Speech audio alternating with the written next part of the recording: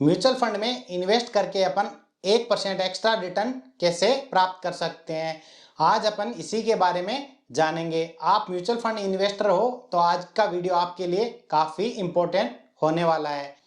Normally mutual fund से जब भी पैसा निकालते हैं 1% एक्स्ट्रा जो रिटर्न है उसको बचा सकते हैं। कैसे बचाते हैं आज की वीडियो में अपन इसी के बारे में डिटेल से जानेंगे।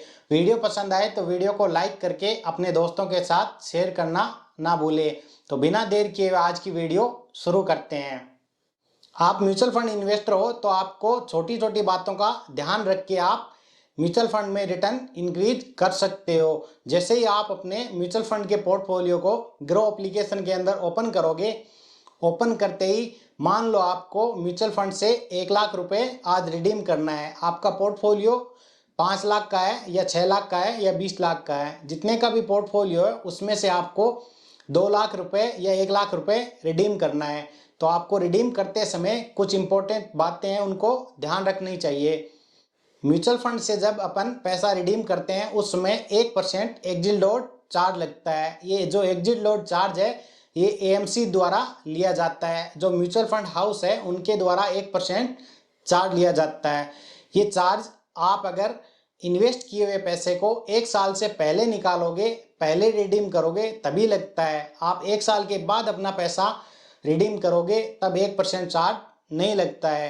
पैसा रिडीम करने से पहले आपको ये चेक करना है आपके पैसे को इन्वेस्ट किए हुए 1 साल हुआ है या नहीं हुआ है। कैसे चेक करेंगे?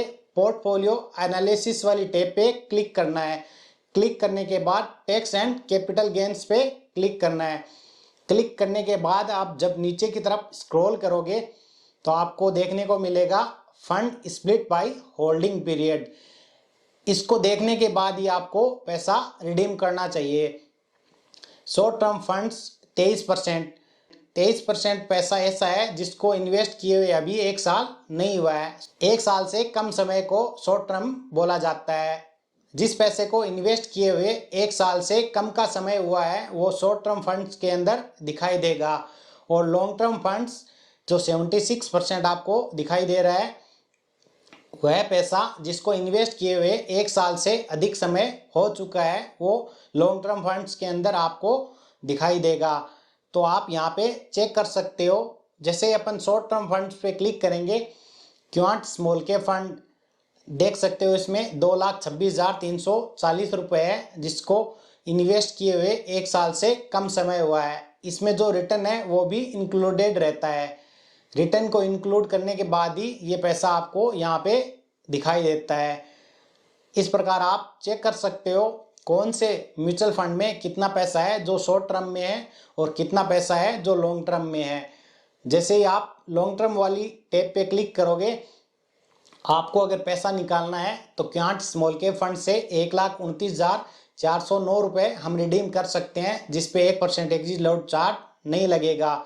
Nippon India tax saver fund से 3,500 रुपये, Canara UCO small cap fund से 84,000 रुपये, एसबीआई स्मॉल कैप फंड से 7,86,000 रुपये हम रिडीम कर सकते हैं, जिसपे 1% चार्ज नहीं लगेगा।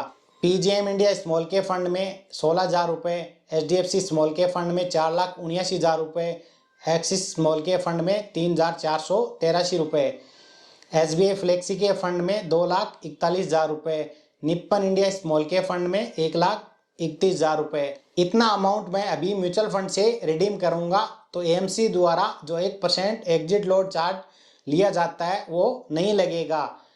तो इस प्रकार आप म्यूचुअल फंड में चेक कर सकते हो कितना पैसा आपका लॉन्ग टर्म में है और कितना पैसा शॉर्ट टर्म में है। ऐसा चेक करने के बाद ही आपको पैसा रिडीम करना चाहिए।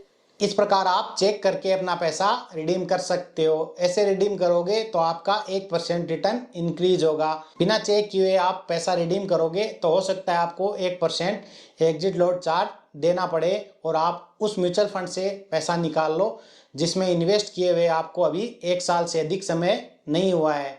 तो आपको चेक करने के बाद ही म्यूचुअल फंड से पैसा रिडीम करना है। तो आप म्यूचुअल फंड से पैसा रिडीम तभी करो जब आपको एक्चुअल में रिक्वायरमेंट रहती है। आप कभी भी अपना पैसा रिडीम करो फिर इन्वेस्ट करो, ऐसा नहीं करना चाहिए। आपको कंटिन्यू 10 साल म्यूचुअल फंड में इन्वेस्ट जरूर करना चाहिए। इस प्रकार आप म्यूचुअल फंड को समझ के 1-2% रिटर्न आराम से लॉन्ग टर्म में इंक्रीज कर सकते हो। आपको किसी भी प्रकार का म्यूचुअल फंड में इन्वेस्ट करना है उससे पहले खुद रिसर्च करके या अपने फाइनेंशियल एडवाइजर से सलाह लेके अपना पैसा इन्वेस्ट करना है। मैं सेबी रजिस्टर्ड फाइनेंशियल एडवाइजर नहीं हूँ। ये वीडियो सिर्फ एजुकेशनल पर्पज के लिए बनाया गया है। आज की वीडियो आपको पसंद आई हो तो वीडियो को लाइक करके अपने दोस्तों के साथ शेयर करना ना भूलें। मिलते हैं एक और नए वीडियो के साथ, तब तक के लिए जय हिंद जय भारत।